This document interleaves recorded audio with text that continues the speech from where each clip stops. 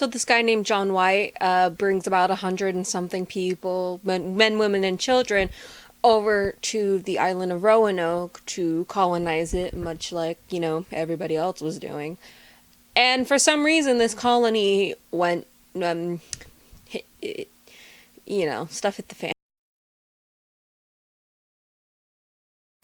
So the colony of Roanoke was kind of thriving. In order for the colony to last long, they would need more supplies. So the mayor, John White, said, I'm going to go back to Europe. And he went on a 3-year expedition back to get supplies and then come back, and everything was going to be okay. And when he came back, the entirety of the colony was gone, missing. I would say dead, but we don't even know that. The issue is that when he came back, there were no signs that they were even there. You would think that all these people, maybe they moved, maybe they were killed, maybe they were kidnapped, but there were no signs of struggles, and all of their homes, the structures that were around, were all dismantled and gone. They were, some of them hollow, there was nothing in them, everybody took their stuff. A little weird. And he would have explored further to figure out what was going on, but a storm came by, and he ultimately had to just go back to Europe and deal with it. But along with the colony missing, so was his family and his granddaughter, who was the first English child born in the New World, the Americas. The only hints about what could have happened are these 2 trees. One of them had, I think, CROA or Crow written in it, and then another one had Croatoan or something along the lines of that. Croatian. It was a little weird.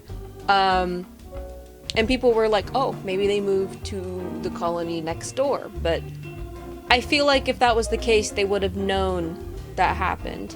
So, of course, conspiracy theories start. Was it aliens? Was it native tribes? Was it God's will?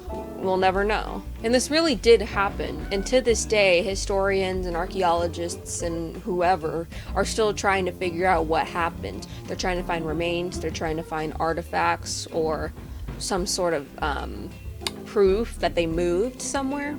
And it's understandable that maybe they did take their time leaving, going somewhere, out and hiding, whatever it may be, because John White was gone for about 3 years. Whatever the case may be, it is a little suspicious.